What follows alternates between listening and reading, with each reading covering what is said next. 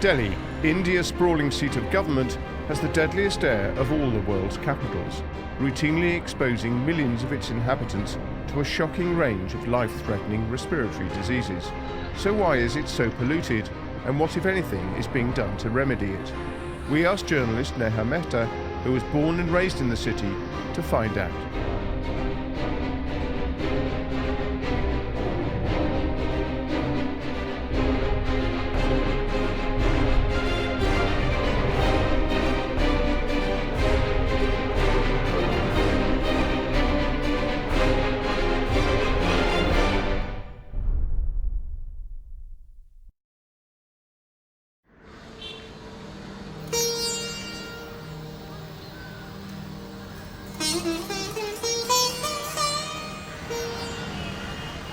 Delhi, a vibrant, bustling metropolis with over 20 million inhabitants, the capital of rapidly growing India, expected to be the most populous city on the planet in the next decade.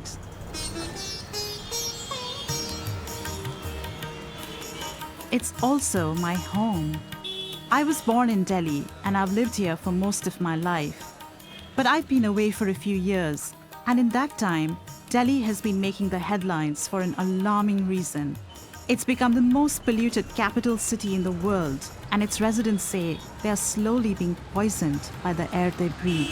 Air pollution is estimated to be the third highest cause of death in India, killing over 1 million people every year. Nearly 12,000 people died in Delhi in 2017 because of the city's bad air. Some doctors are calling this a public health emergency. So I've come back to find out why. Like many big cities around the world, there's pollution from too much traffic and from industry. But there are also specific local causes. Delhi's geography is one, poverty is another. What I'm keen to know is, why can't more be done to stop this?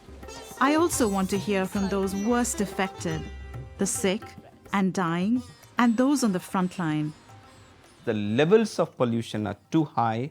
It's a very dangerous situation. Dr. Arvind Kumar has been a lung cancer surgeon in Delhi for over 30 years. Most of his patients used to be male smokers in their 50s and 60s. But that's all changed. When we analyzed our data last year, we found, to our horror and surprise, a 50-50 distribution between smokers and so-called non-smokers. From hardly any lady, we now have 40% female. Then age group, from 50s and 60s, we were now seeing patients in 30s and 40s. And nearly 8% of my patients were under 40 years of age. I rarely see a lung which is pink. Even when I'm operating on teenagers, we are finding big black deposits. And much of this, Dr. Kumar believes, is down to the city's dirty air. In Delhi, the only requirement for you to be affected by the health ill effects of air pollution is that you should be breathing. To get a better sense of what that means, I head back out to the streets. It's early summer and the city is gearing up for national elections. Pollution levels are generally lower at this time of the year than in the winter, but things are still pretty bad. I've met up with Ronak Sutaria, who has developed an air quality monitoring network with IIT Kanpur and Duke University. To my surprise, he draws my attention first to something quite mundane: road sweeping. It's almost like 50 micrograms of dust which was kicking up just when that activity was happening. So this is Ronak's device monitors fine particles in the air, including something called PM 2.5, which is smaller than the width of human hair. This tiny particle is a mighty killer.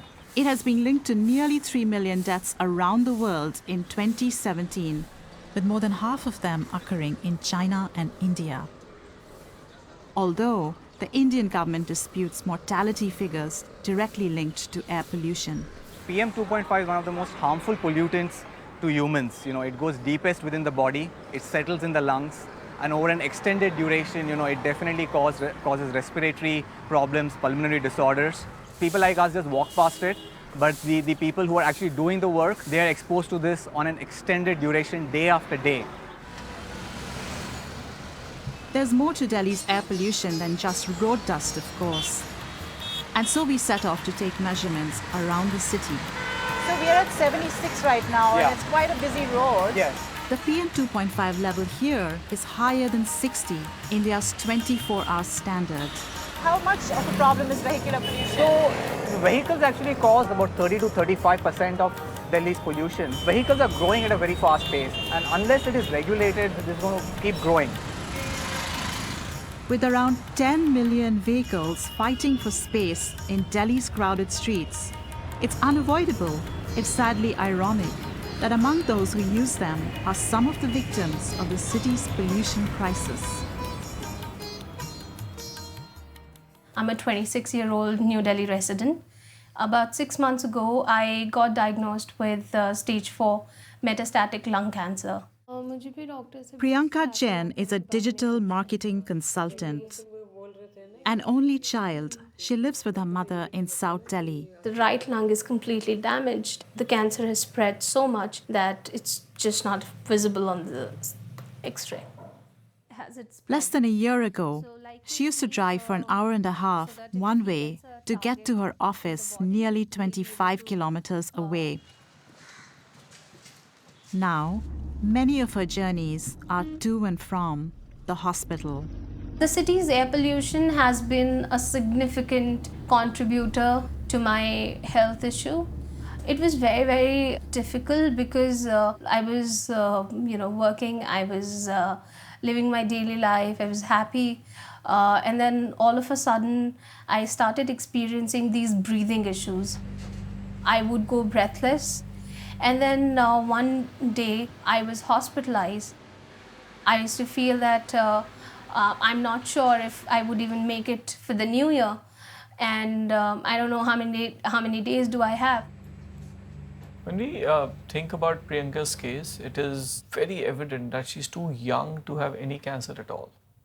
And then to have lung cancer, which has classically been related to smoking, is almost impossible to believe.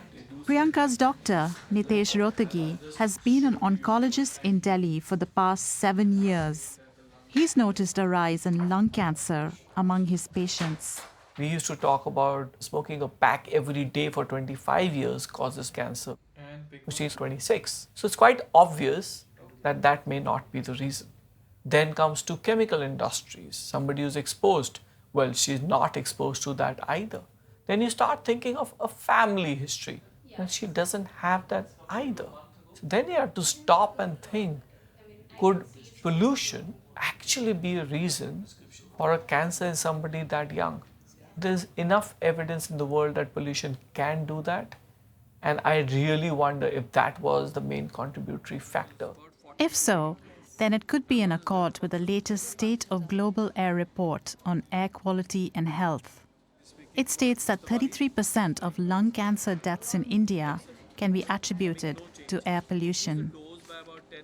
Living in a city like Delhi, you are directly breathing in, inhaling air with all the cancer-forming chemicals, not for one day, not for 2 days, but you've been doing this for years together, and I cannot see a stoppage inside. That's scary.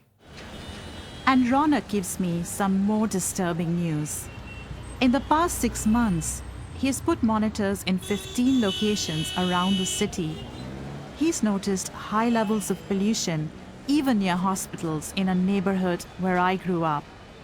This is bad news for patients. The risk of having respiratory ailments from the air that they breathe is very high. So, places like these, it is particularly more important to make sure that the air is far more cleaner. It also helps explain why we could see a lot of nebulizers and masks being sold around us. People used to buy headache pills and painkillers. They're now buying breathing apparatus, which is becoming a commoditized medical equipment, which points to the unfortunate reality, of what is happening to the air around us. It's been shown by studies that development of lung capacity in children born and brought up in polluted cities like Delhi is much less than their counterparts in non-polluted cities. Children or waste pickers are some of the most exposed to the city's air pollution. I meet them just a few kilometers away from where I live. A poor community that helps clean up Delhi, but is particularly vulnerable to its dirty air. हम लोग को कूड़ा नहीं जलाना, कट्टे नहीं जलाना, नहीं कुछ प्लास्टिक नहीं जलाना, तार नहीं जलाना. At a learning center run by an NGO, children surprise me with their knowledge of how polluting their daily chores are. But they say they have no other choice. हमारे पास गैस नहीं, इसलिए पर चूल्हा पर बनाते हैं. जलाने के बाद धुआं होते तो हम लोग आँख में पानी आ जाते, बीमार हो जाते हैं, बुखार लग जाता है, सांस लेने में दिक्कत हो जाते हैं. Biomass stoves are a leading cause of household air pollution. The Indian government has made a commitment to replace them with gas cylinders in 80 million homes. According to official figures, over 71 million have benefited from this so far. But many of the poorest communities like these have yet to be reached. Gas रहता था, बना रहता गैसों पर. अब gas है नहीं, तब कहाँ से लाऊं? Being here has made me realize that Delhi's air pollution comes from many sources, big and small. It's all made worse by the city's unique geography and atmospheric conditions. Pollution from other areas gets blown here and then gets trapped. What is surprising is that the fight for clean air was first fought here decades ago and partially won. But experts say the gains have now been lost. We cleaned up the public transport sector. We cleaned up the auto rickshaws, the gross polluting sector. But then over the 2003 period to 2013, the private vehicles just boomed in our cities because we completely neglected public transport. And as a result of it, we have this explosion of vehicles. Sunita Narayan was part of a campaign that led to public transport being switched to compressed natural gas or CNG. We just got complacent. We just believed that the problem had gone away, but what we forgot is that any city like Delhi will continue to grow and the challenges will increase. So no city in the world, the job is done. And I think for a city like Delhi, the knowledge is particularly painful because it affects our health. Air pollution is a public health emergency, something we need to be intensely worried about.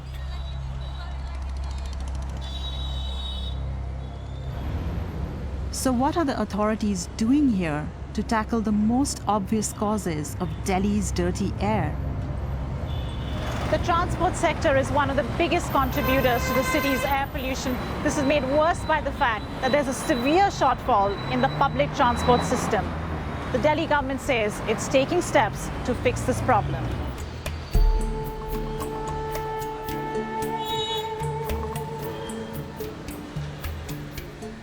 Last year, Delhi made the commitment that we will bring in 1,000 pure electric buses. This is the largest commitment by any city in India.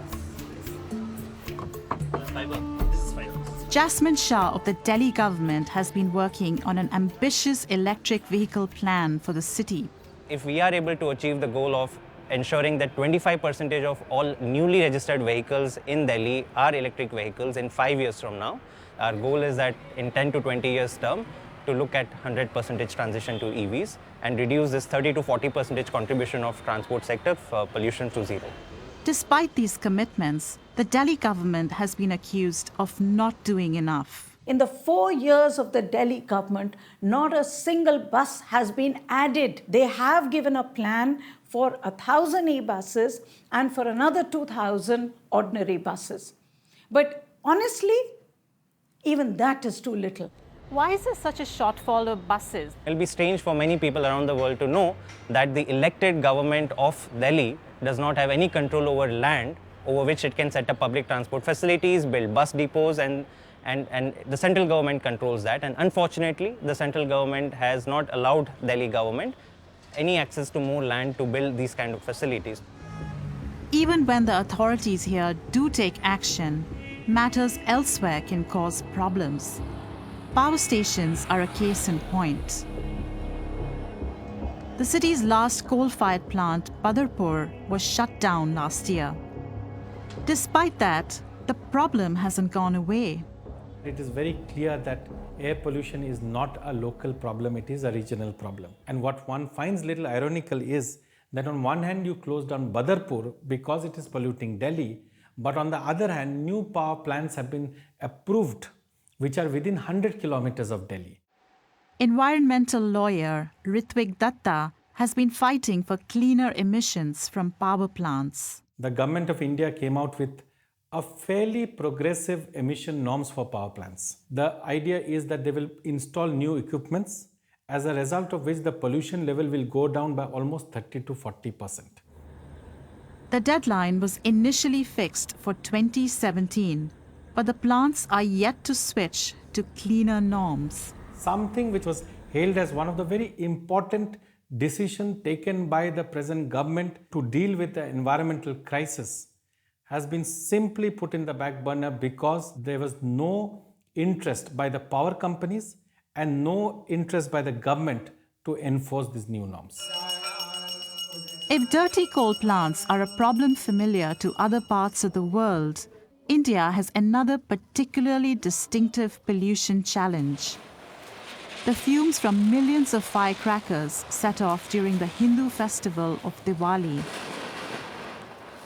It's the single largest assault on the atmosphere of Delhi. Nearly 2.5% of annual pollution is caused by those 3 days of fireworks.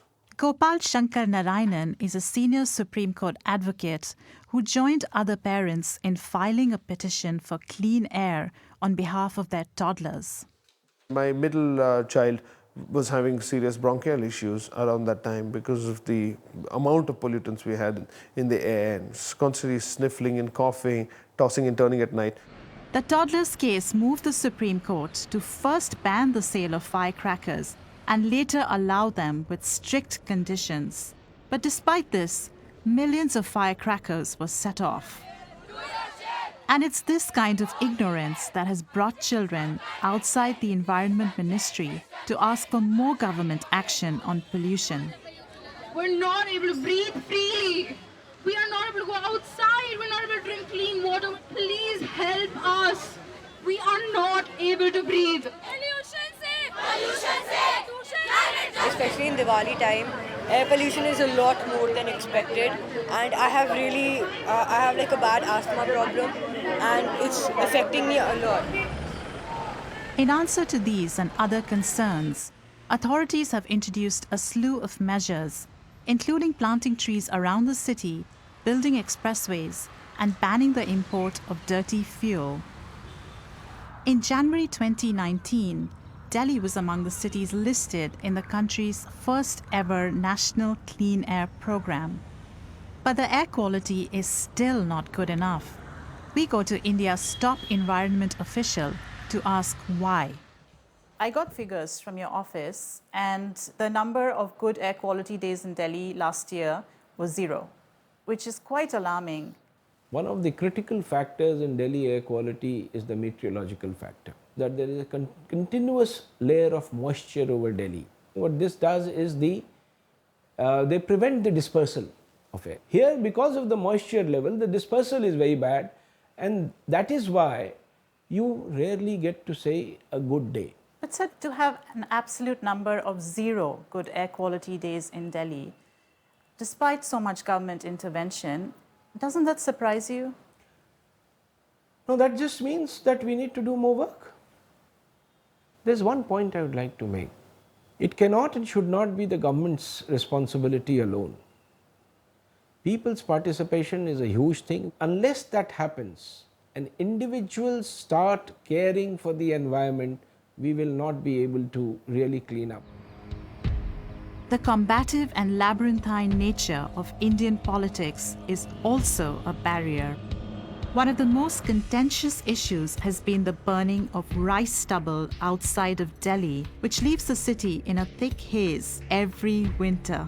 हमारे लिए तो ये emergency है state government के लिए, but unfortunately central government ने इसको emergency नहीं लिया हुआ है. Manish Sisodia is Delhi's Deputy Chief Minister. He says the federal government must do more to bring down stubble fires outside the city. तो अब इसका सॉल्यूशन आप दिल्ली से नहीं निकाल सकते हो.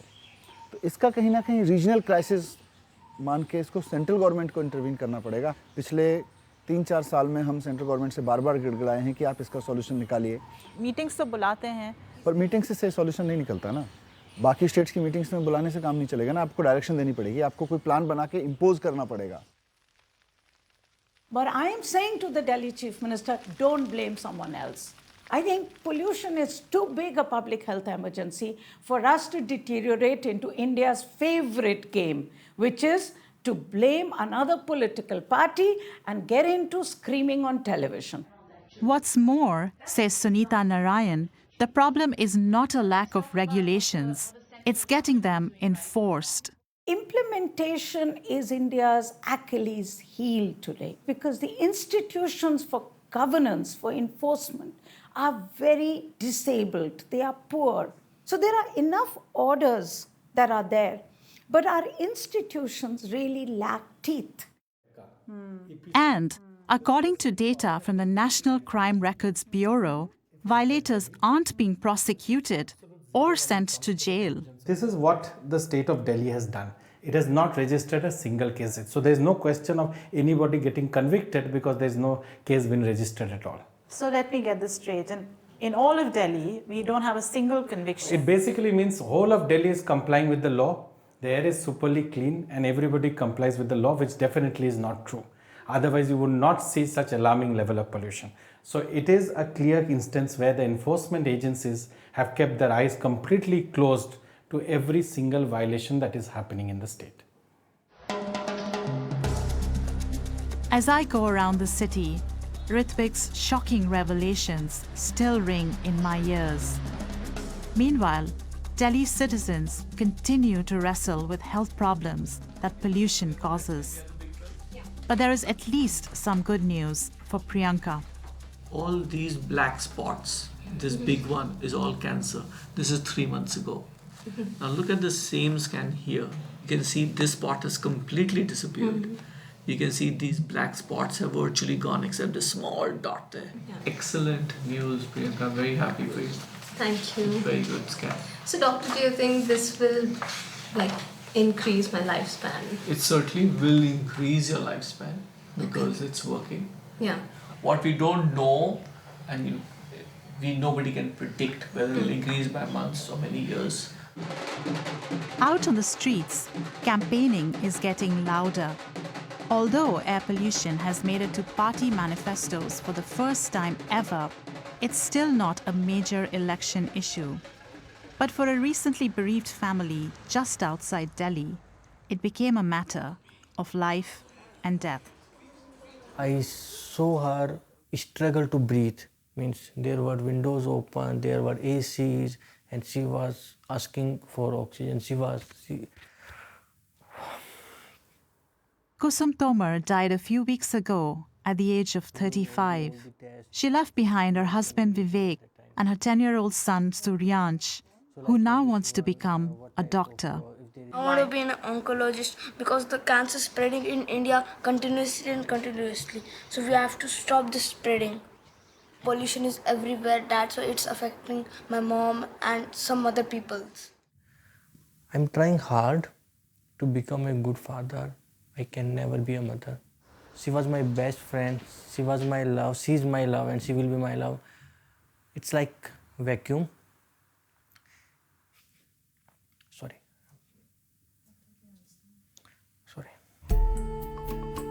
Meeting some of the worst affected by air pollution has made me realize there is little time to lose in the fight for cleaner air. Breathing is the most important practice that you're doing every moment, and that's your source of life. The government really needs to take it up as one of its priorities before anything else. The air that we breathe is so polluted that it's causing so many deaths every day. As I leave Delhi, my beloved city is facing its greatest challenge from an invisible killer. And until both the government and citizens treat this as an emergency, millions will continue to risk their lives just by breathing.